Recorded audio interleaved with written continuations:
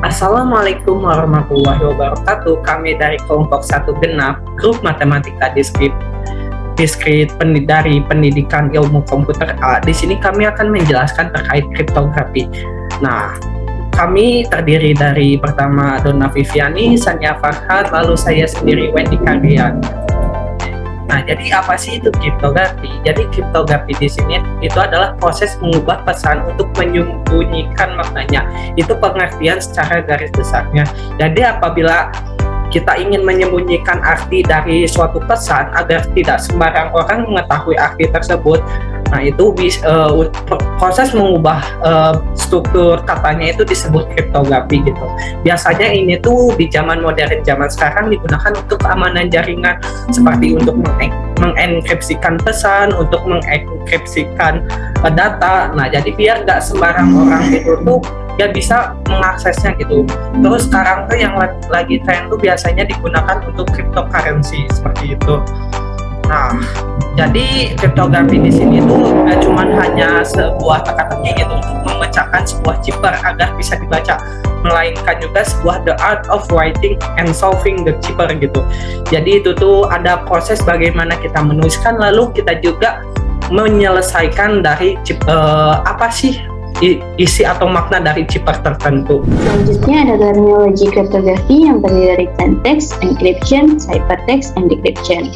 Nah, dari plain text sendiri ini adalah teks yang dapat dimengerti oleh manusia atau teks yang belum terenkripsi. Plain text ini adalah pesan normal yang bisa dibaca oleh manusia. Di sini ada contohnya adalah nama saya adalah.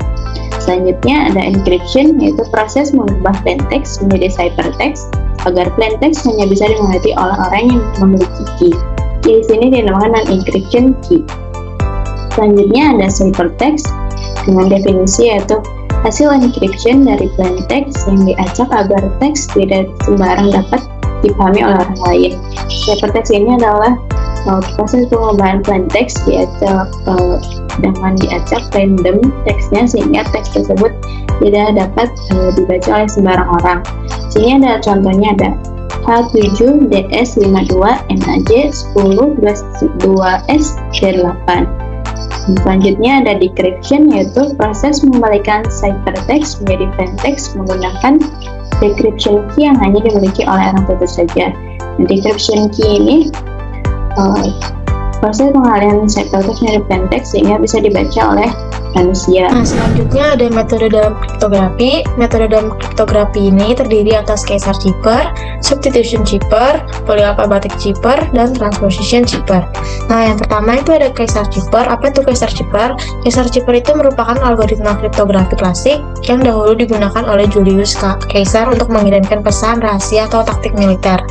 Nah, Caesar cipher ini juga disebut juga dengan sandi geser, sebab huruf-huruf dalam plain text digantikan oleh huruf lainnya dalam posisi tertentu dalam susunan alfabet. Nah, yang kedua ada substitution cipher. Substitution cipher ini merupakan cipher dengan cara menstitusi huruf dengan huruf yang lain sesuai dengan yang ditetapkan. Nah, prinsip utama substitution cipher ini adalah menukarkan setiap huruf pada plain text dengan sesuatu. Nah, yang ketiga ada polyalphabetic cipher. Polyalphabetic cipher ini digunakan untuk penyandian menggunakan perangkat decoder yaitu cipher disk yang menerapkan substitusi polyalphabetic dengan huruf campuran. Nah, yang terakhir ada transposition cipher atau disebut juga dengan cipher transposisi. Transposition cipher ini merupakan salah satu jenis teknik pengenkripsian pesan dengan cara mengubah urutan huruf-huruf yang ada di dalam plain text atau pesan yang belum dienkripsi menjadi ciphertext pesan yang telah dienkripsi.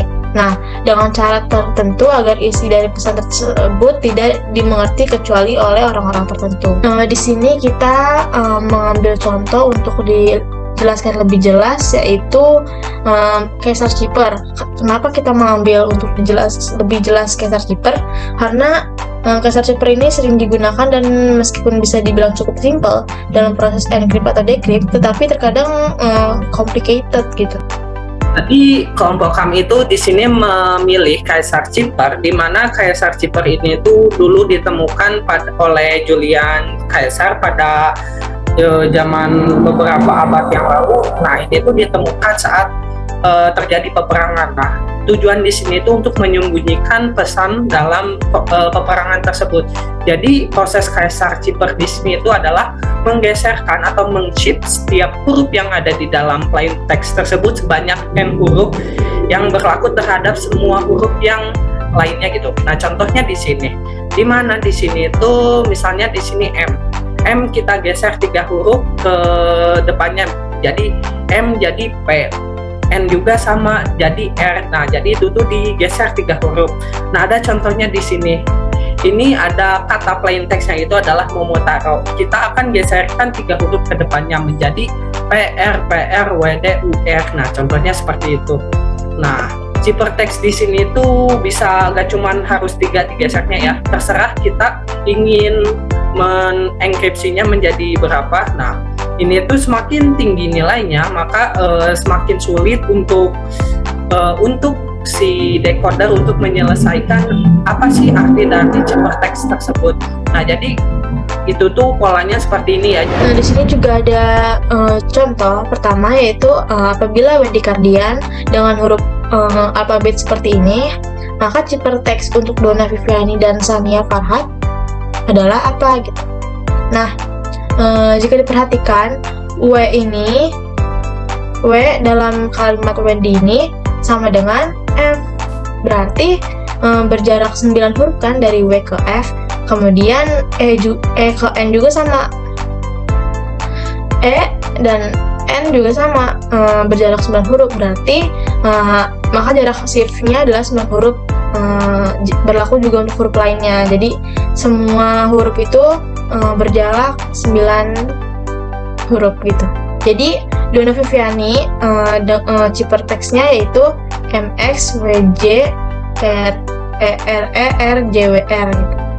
D kan D itu berjarak 9 huruf menjadi M.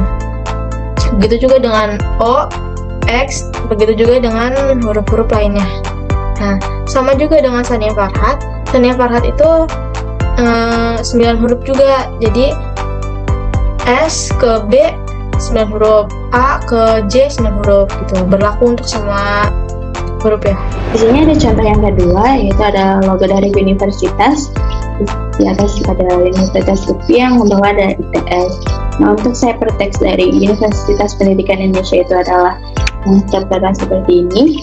Nah, bagaimana dengan Cipertext dari logo ITS ini atau dari Institut Teknologi 10 November ini? Mari kita bahas. Nah, jika dilihat dari soal, maka Universitas Pendidikan Indonesia itu Cipertext-nya akan seperti ini. Maka Cipertext untuk Institut Teknologi 10 November, maka apa Cipertext untuk Institut Teknologi 10 November? Nah, pembahasannya itu jika dilihat dari jaraknya antara U dan U ke N, P dan P ke I, dan D ke W itu dipisahkan dengan 19 huruf atau dengan jaraknya 19 huruf, maka untuk Institut Teknologi 10 November pun diberlakukan dengan hal yang sama, yaitu dengan dipisahkan 19 huruf atau jaraknya 19 huruf.